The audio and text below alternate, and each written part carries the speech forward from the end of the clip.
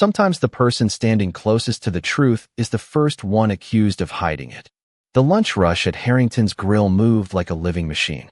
Plates clinked. Conversations blended together beneath the soft glow of crystal chandeliers. Outside, a light spring rain painted the sidewalks of downtown Chicago silver, while inside, every table was full. Claire Bennett moved calmly between guests with a practiced smile, balancing a tray on one hand as she refilled iced teas and delivered orders.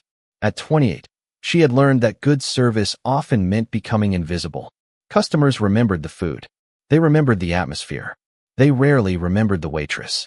Most days, Claire preferred it that way.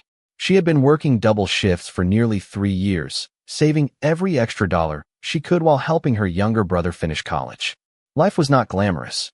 It was rent checks, grocery lists, and alarm clocks ringing before sunrise. But she carried herself with a quiet dignity that even the busiest days could not take away. Near the center of the dining room sat the most powerful woman in the building, Victoria Harrington, the owner's wife. Elegant, wealthy, the kind of woman whose presence caused managers to stand a little straighter and employees to speak a little softer. Her diamond ring sparkled beneath the overhead lights whenever she lifted her hand. Customers noticed it. Employees noticed it. It was impossible not to. Rumors said the ring was worth $50,000, more money than Claire earned in an entire year. At exactly 1:17 p.m., everything changed. A sharp gasp cut through the restaurant noise. Then came the sound of a chair scraping against the floor. Conversation stopped. Forks paused halfway to mouths. Claire turned instinctively toward the disturbance. Victoria Harrington was standing beside her table, staring at her left hand. Her face had gone pale. "My ring," she whispered. Then louder, "My ring is gone." The room seemed to freeze. Managers rushed forward. Guests exchanged nervous looks. Claire stepped closer, concerned. "Ma'am, is everything okay?" Victoria looked up slowly. Her eyes scanned the room. Then they stopped on Claire. For a moment, neither woman spoke. The silence felt strange, heavy, like the air itself was waiting. Then Victoria's expression hardened. "Lock the doors." Several employees blinked in confusion. "Excuse me?" one manager asked. "Lock the doors," Victoria repeated. Her voice carried across the entire restaurant. "No one leaves until my diamond ring is found." The dining room erupted into whispers. Claire felt dozens of eyes shifting between her and Victoria. Something about the woman's stare made her stomach tighten. Victoria took one slow step forward, then another. Finally, she raised her finger and pointed directly at Claire Bennett. "She was the last person at my table." A chill moved through the room. Claire's heart skipped once. "What?" she asked quietly. Victoria never lowered her hand. "I think she took it." The accusation landed harder than any shout could have. Claire stood perfectly still as whispers spread through the dining room like ripples across water. Some guests glanced at her with sympathy. Others looked away. A few were already reaching for their phones. Victoria Harrington lowered her hand slowly, but her eyes never left Claire. "I knew something felt wrong," she said. "You kept coming back to our table." Claire blinked once. "I was serving lunch, ma'am." Convenient answer. The words were sharp enough to draw another wave of murmurs from nearby tables. Daniel Brooks, the restaurant manager, hurried forward with concern written across his face. "Mrs. Harrington, perhaps we should slow down and figure out exactly what happened." "I know exactly what happened," Victoria replied. "My ring was on my finger. Now it is gone."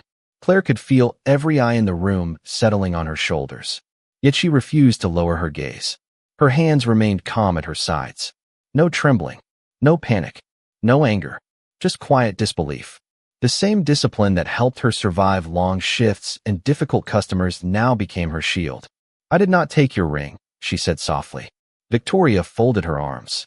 "Then you should not mind proving it." The sentence hung in the air. Heavy, uncomfortable. Daniel hesitated. "Mrs. Harrington." "Search her bag." Several employees exchanged uneasy looks. No one moved. The request felt wrong, but so did challenging the owner's wife in front of a packed restaurant. Claire slowly looked around the room. Familiar faces stared back at her. Customers she had served for years. Co-workers she had covered shifts for. People who knew her. Yet uncertainty had already begun creeping into their expressions. It amazed her how quickly suspicion could erase trust. Daniel cleared his throat. "Claire, You do not have to agree to anything until Mr. Harrington arrives. Claire thought about refusing. She thought about walking away. But she also knew what refusal would look like. In the court of public opinion, hesitation often sounded like guilt. Without another word, she set her purse on a nearby table and opened it herself. A wallet, a notebook, lip balm, receipts. Nothing more. Daniel carefully looked inside. The room remained silent. Victoria's expression did not change. Check her locker. Claire finally felt a small ache in her chest. Not because she feared what they would find. There was nothing to find. It was the humiliation. The feeling of being treated like a stranger in a place where she had given years of her life. Outside, rain tapped softly against the windows. Inside, the silence grew louder. Then the front doors opened. A tall man in a charcoal suit stepped inside from the gray afternoon. William Harrington had arrived. The moment William Harrington stepped into the restaurant, the atmosphere shifted. Conversations stopped completely. Even the rain outside seemed quieter against the tall windows. At 56, William carried the kind of presence that came from building something people respected. Employees straightened instinctively when he entered a room. Customers recognized him from business magazines and local television interviews. But today, there was no smile on his face. His eyes moved across the dining room, taking in the worried guests, the anxious staff, and finally his wife standing near the center of the commotion. "What happened?" he asked calmly. Victoria walked toward him immediately. "My diamond ring is missing." William frowned. "Missing? Stolen," Victoria corrected. "And I believe she took it." Once again, every eye turned toward Claire. William looked at her for several seconds. Claire met his gaze without flinching. She had served him coffee hundreds of times. She had worked holiday shifts when others called out. She had covered extra hours whenever the restaurant was short-staffed. Yet standing there now, she felt strangely invisible. Not because William did not know who she was. Because in moments like these, reputation often lost to suspicion. "Claire," William finally said. His voice remained measured. "Do you know anything about this?" "No, sir." Her answer was simple, honest, uncomplicated. "I did not take the ring." William nodded once, but revealed nothing. The lack of reaction unsettled her more than anger would have. Nearby, Daniel shifted uncomfortably. "We checked her purse already. There was nothing inside." Victoria folded her arms. "Then check her locker." Several employees lowered their eyes. Nobody wanted to witness what came next. Yet nobody stepped forward to stop it either. Claire felt disappointment settle quietly inside her chest. Not outrage. Not fear. Disappointment. She remembered arriving before sunrise during snowstorms. Staying late when coworkers were sick. Missing birthdays and weekends because the restaurant needed help. Years of loyalty suddenly felt very small. "You do not have to do this," Daniel said quietly. Claire looked at him and offered the faintest smile. "If I refuse now, people will remember the refusal." Daniel had no answer for that. A few guests exchanged guilty looks. Deep down, many of them already knew she was right. William studied Claire carefully. There was something unusual about her composure. Most innocent people became emotional when accused. Most guilty people became defensive. Claire was neither. She simply stood there with quiet dignity, as though she understood that truth did not become stronger by shouting. Then Victoria broke the silence again. "Either we search the locker now," she said firmly, "or I call the police." The room went still. Claire slowly turned toward the employee hallway. "My locker is this way." The walk to the employee hallway felt longer than it ever had before. Claire could hear footsteps behind her. Daniel, Victoria, William, a few supervisors. Even from a distance, she could sense curious eyes following the small procession. The restaurant that had always felt familiar suddenly felt foreign. The employee area was quiet except for the soft hum of fluorescent lights overhead. Rows of gray lockers lined the wall. Aprons hung from hooks. A coffee mug sat forgotten beside a scheduling board. Ordinary things. The kind of details people never noticed until a difficult moment made them impossible to ignore. Claire stopped in front of locker number 23. For a second, nobody spoke. Victoria broke the silence first. "Open it." Claire removed her key from her pocket and unlocked the metal door. The hinge creaked softly. Inside sat a folded sweater, a reusable water bottle, a paperback novel, and a small lunch container she had not touched since morning. Nothing more. Daniel carefully examined each item.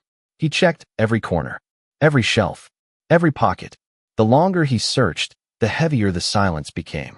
Victoria's confidence began to fade, though only slightly. "Look again," she said. Daniel looked up. "There is nothing here." Then she moved it somewhere else. Claire closed her eyes briefly.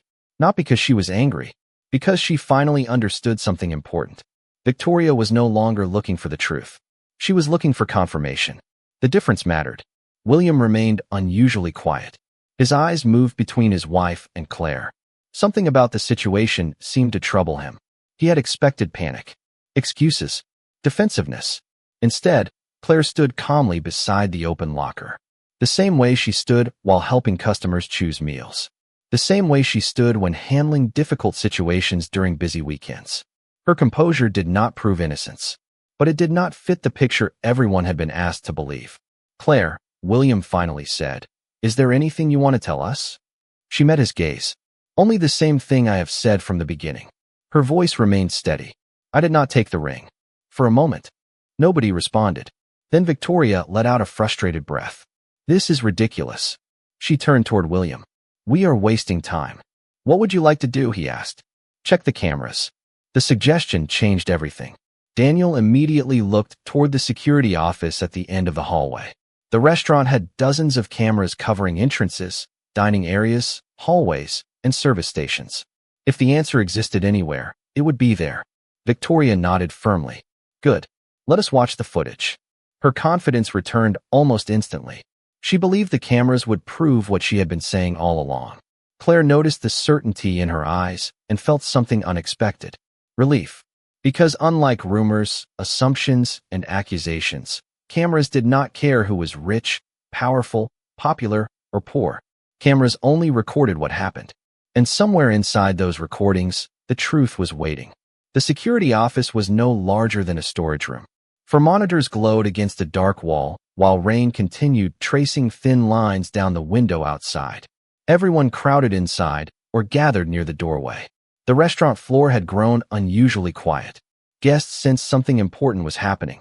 Employees found reasons to linger nearby. Nobody wanted to miss what came next. Daniel sat in front of the monitor controls and pulled up the recordings from earlier that afternoon. A digital timestamp appeared in the corner of the screen. Victoria stood beside him with her arms crossed tightly. Confidence radiated from her expression. She believed the footage would finally remove all doubt. William remained silent. Claire stood near the back wall. Her posture was relaxed, but exhaustion was beginning to settle into her shoulders. Not physical exhaustion, emotional exhaustion. There was a difference. Being accused hurt. Being doubted by people you trusted hurt even more. Daniel rewound the footage to shortly before lunch. The screen showed servers moving through the dining room, customers arriving, menus being delivered. The ordinary rhythm of another business day. Minutes passed. Nobody spoke. The only sounds came from the soft clicking of the mouse and the hum of electronics. Then Victoria suddenly pointed toward the screen. There. Everyone leaned closer. Claire appeared on camera carrying a tray of drinks toward the Harrington table. Victoria immediately straightened. "Watch carefully." Daniel slowed the playback. Claire set down the beverages. She smiled politely. She answered a question from a guest. Then she walked away. "Nothing unusual." "Keep going," Victoria insisted. The footage continued. Claire returned several times throughout the meal, refilling water, delivering entrees, clearing plates. Exactly what a waitress was supposed to do. Yet with every minute that passed, Victoria's certainty seemed to weaken slightly. There was no suspicious movement, no hidden gesture, no attempt to conceal anything. Only work. Honest, ordinary work. Daniel glanced at William. William said nothing. His eyes remained fixed on the screen. "Maybe she slipped it into her pocket later," Victoria suggested. "Keep watching."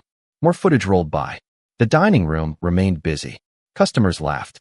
Servers crossed between tables. The ring itself was impossible to see from that distance. Only people, movements, moments, life unfolding 1 second at a time. Then Victoria suddenly exhaled sharply. "Stop." Daniel paused the video. "What is it?" She pointed toward the corner of the screen. "Go back 10 seconds. Daniel rewound the footage. Everyone leaned closer once again. Something had caught her attention. Something small. Something easy to miss. Daniel pressed play. On the monitor, Victoria lifted her hand while speaking to someone at the table. A brief gesture, barely noticeable, Then something unexpected happened. Claire felt her heartbeat slow. William leaned forward. And for the first time all afternoon, uncertainty appeared in Victoria Harrington's eyes. Daniel reduced the playback speed even further. The room seemed to hold its breath. On the monitor, Victoria sat at the table laughing during a conversation. She lifted her hand as she spoke, and for a brief second a flash of light reflected from the diamond. Then everyone saw it. The ring shifted. Not much. Just enough. A tiny movement that would have been invisible to the human eye in real time. Daniel paused the video. Nobody spoke. He rewound 5 seconds and played it again. The same thing happened. The ring slid slightly down Victoria's finger as she gestured. William leaned closer to the screen. Victoria's expression tightened. "Keep going," she said quietly. Daniel obeyed. The footage continued. Another few seconds passed. Victoria reached for her napkin. Her hand brushed the edge of the table. Then the impossible happened. A small bright object slipped free. It dropped out of frame so quickly that most people would never have noticed it. Daniel froze the image. The room fell completely silent. "Go back," William said. Daniel rewound once more. This time he zoomed in as much as the system allowed. The picture became grainy, but the sequence was unmistakable. The ring left Victoria's finger on its own. No one touched her hand. No one reached toward the table. No one stole anything. Claire felt the tension inside her chest loosen for the first time all afternoon. Not because she felt victorious. Because the truth had finally begun speaking for itself. Victoria stared at the screen without blinking. "That cannot be right," she whispered. Daniel continued the recording. The ring disappeared below the edge of the table. A few employees exchanged shocked looks. One server quietly covered her mouth. William remained motionless. His face revealed very little, but disappointment lingered in his eyes. Not disappointment in Claire. Disappointment in the situation itself. "The ring fell," Daniel said carefully. "It appears nobody took it." For several seconds, nobody answered him. Then Victoria shook her head. "Find where it went." The footage kept rolling. Cameras from different angles appeared on the monitors. Dining room view. Side aisle view. Service station view. Employees moved through their shifts. Customers came and went. Yet nobody seemed aware that a $50,000 diamond ring had slipped away unnoticed. Then Daniel switched to another camera angle positioned near the service corridor. Claire watched the screen. William watched the screen. Victoria watched the screen. And suddenly Daniel stopped. There, near the bottom corner of the image, something caught the light beneath the table. A small flash. A diamond reflecting against the floor. The ring had been there the entire time. But what happened next made Daniel's eyes widen. "Wait," he said softly. "Look at this." He pressed play. On the monitor, Claire Bennett entered the frame. The room became so quiet that the faint hum of the monitors sounded loud. Everyone watched as Claire appeared on the security footage carrying an empty tray toward the service station. She was moving quickly, focused on her work, unaware that a diamond ring lay on the floor just a few feet away. Daniel pressed play. Claire passed the table once. Nothing happened. Then she returned several minutes later. This time, something caught her attention. On the screen, she suddenly stopped walking. Her eyes lowered toward the floor. "Pause it," William said. Daniel froze the image. There it was. Claire was looking directly at the spot where the ring had fallen. Victoria leaned closer. Her face had lost all color. Daniel resumed the recording. Claire set down her tray and crouched briefly. A few seconds later, she stood up again. Her hand was closed. The room filled with nervous glances. Victoria immediately pointed at the monitor. "There. I knew it." But Daniel did not stop the footage. "Wait," he said quietly. Everyone continued watching. Claire did not place anything into her pocket. She did not hide anything. She simply walked away from the dining room and headed toward the employee corridor. Daniel switched to another camera angle. The new footage showed the hallway leading toward the manager's office. Claire entered the frame. She walked past her locker without stopping, past the break room, past the employee entrance. Then she disappeared into the administrative office. William frowned. "What is in there?" Daniel answered without taking his eyes off the screen. "The lost and found cabinet." Nobody spoke. Daniel pulled up another camera. The office appeared on the monitor. A timestamp in the corner confirmed it was only minutes after the ring had fallen. Claire entered the room. She opened a small drawer labeled Lost and Found. Then, in full view of the camera, she placed the diamond ring inside a clear evidence envelope. After that, She picked up a form and began writing. The silence became overwhelming. Every accusation, every suspicious glance, every humiliating assumption suddenly felt heavier than before. Claire watched the screen without saying a word. She remembered that moment clearly now. She had found the ring during the lunch rush. She had intended to notify management after finishing service. Then the chaos had begun before anyone checked the lost and found drawer. Daniel zoomed in on the form. The image was grainy but readable. Date, time, item description, employee name, Claire Bennett. William slowly lowered his head. Victoria stared at the monitor as if she no longer recognized what she was seeing. The woman accused of stealing the ring had actually protected it. The person treated like a thief had been the only one acting responsibly. And for the first time that afternoon, nobody in the room was looking at Claire with suspicion. They were looking at her with shame. For several long seconds, nobody moved. Nobody spoke. The security footage had answered every question more clearly than any argument ever could. Claire stood quietly near the back of the room, her hands folded in front of her. She did not look relieved. She did not look triumphant. If anything, she looked tired. The kind of tiredness that came when a person spent hours defending a truth that should never have needed defending. Victoria slowly lowered herself into a chair. Her eyes remained fixed on the frozen image of Claire placing the ring into the lost and found envelope. The confidence that had carried her through the afternoon was gone. In its place sat something far heavier. Reality. Daniel finally broke the silence. The ring never left the building. His voice was gentle, careful. Nobody wanted to make the moment worse than it already was. William turned toward his wife.